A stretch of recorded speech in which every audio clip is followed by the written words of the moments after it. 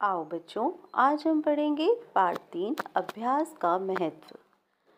व्यक्ति अगर लगातार कोशिश करे तो कठिन से कठिन काम भी आसानी से हो जाता है। प्रस्तुत पाठ में एक ऐसे ही विद्यार्थी की कहानी है जिसका पढ़ने में मन नहीं लगता था, परंतु एक छोटी सी घटना उसके जीवन को बदल देती है और आगे चलकर वह एक बहुत बड़ा विद्वान बनता है। छोटी छोटी घटनाओं से सीखना, सतत अभ्यास, मेहनत एवं अभ्यास का महत्व समझना जीवन मूल्य है। बात उन दिनों की है जब लोग अपने बच्चों को विद्या प्राप्त करने के लिए गुरु के आश्रम में भेजा करते थे। बालक वरदराज जब 5 वर्ष का हुआ तो उसके पिता ने भी उसे शिक्षा ग्रहण करने के लिए एक आश्रम में भेजा। आश्रम में गुरुजी ने अन्य बालकों के समान ही वरदराज को भी पढ़ाना प्रारंभ किया। वरदराज आश्रम में रह तो रहा था, लेकिन उसका मन पढ़ाई में नहीं लगता था।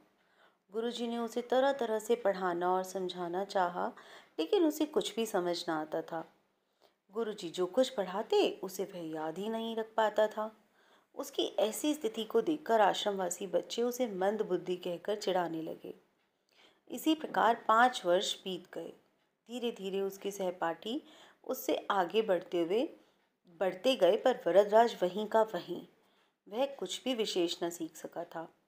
उसके साथ जो बालक पढ़ने आए थे वे तो आगे बढ़ ही गए, जो बाद में आए वे भी उसे पीछे छोड़ आगे निकल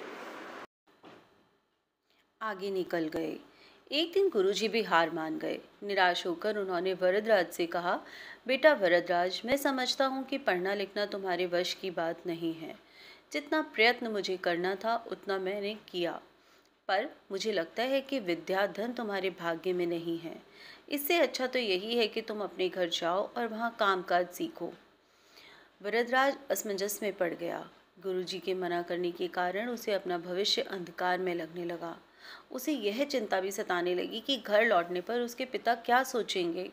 गांव के लोग भी उसे मूर्ख, महामूर्ख कहकर दुत्कारेंगे। वरदराज करता भी तो क्या। उसने अपना सामान समेटा, गुरुजी के चरण छुए और भारी मन से वहां से विदा हुआ। वह उदास होकर अनमने भाव से चला जा रहा था। घर वापस जाने का उसका जरा भी मन नहीं था, पर कोई और ठिकाना भी तो नहीं था। कहाँ जाए, क्या करे, उसकी समझ में कुछ नहीं आ रहा था।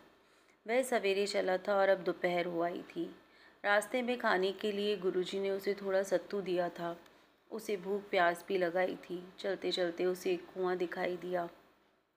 वह पानी पीने के लिए कुएं पर पहुंचा। वहां उसने देखा कि पानी खींचने की रस्सी की रगड़ से कुएं की जगह पर निशान पड़ गए हैं और मिट्टी के गड़ों को रखने से जमीन पर गड्ढे पड़ गए हैं। यह दृश्य वरदराज के मस्तिष्क में बिजली की तरह कौंध गया। उसने विचार किया कि जब रस्सी की बार बार रगड़ खाने से कठोर पत्थर पर निशान पड़ सकता है, तो क्या लगातार परिश्रम करने से मैं विद्वान नहीं बन सकता। बस फिर क्या था, वरदराज के मन में आशा की किरण जगी। वह बुदबुदाने लगा, मैं भी लगातार परिश्रम करूंगा, अपने पाठों को मन लगाकर बार बार पढ़ूंगा और उन्हें याद करूंगा। फिर देखता हूँ कि मुझे विद्या कैसे नहीं आती। वरदराज ने कुएं पर हाथ मुंह धोया और गहरी सांस लेकर आगे की ओर बढ़ा। अब वह सभी प्रकार की चिंताओं से मुक्त था, इतना कि उसे भूख प्यास की भी चिंता नहीं रही थी। वह तेज कदमों से चल रहा था। अब वह दूसरी ही तरह का वरदराज लग रहा था। वह घर की ओर नहीं बल्कि आश्रम की ओर लौट चला था। सूर्यास्त होने को था। गुरुजी आश्रम की वाटिका में टहल रहे थे।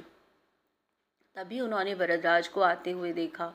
उन्हें लगा कि शायद आश्रम में कुछ छूट गया हो जिसे लेने वो लौटा है। वरदराज ने गुरुजी के पास पहुंचकर उनके चरण स्पर्श किए। गुरुजी ने प्यार से पूछा, क्या बात है बेटा, क्या तुम्हारा कुछ सामान छूट गया जिसे लेने तुम्हें लौटना पड़ा। वरदराज नम्रतापूर्वक बोला, हाँ गुरुजी, मेरी विद्या यहीं छूट गई है, जिसे इस बार मैं अवश्य लेकर जाऊंगा। अब मेरी आंखें खुल गई हैं।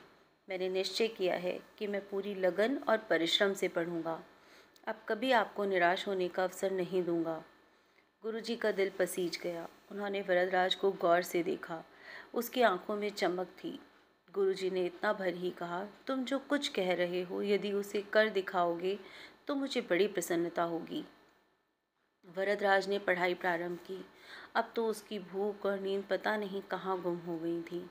वह देर रात तक पढ़ता और प्रातः सबसे पहले उठ जाता। वह अपना एक क्षण भी व्यर्थ नहीं गंवाता था। उसने दिन रात एक कर दिए। इसका प्रभाव यह हुआ कि पहले पाठ याद करना उसे पहाड़ पर चढ़ने के समान कठिन लगता था, अब वही सरल लगने लगा था। गुरुजी और अन्य बालक वरदराज में आए इस परिवर्तन को देख आश्चर्यचकित रह गए। अब वरदराज की गिनती प्रतिभावान छात्रों में होने लगी। यह उसकी लगन और कठोर परिश्रम का ही चमत्कार था। जानते हो, यही वरदराज आगे चलकर संस्कृत के महान विद्वान बने। संस्कृत के सबसे बड़े विद्वान पाणिनि के बाद वरदराज का ही नाम आता है।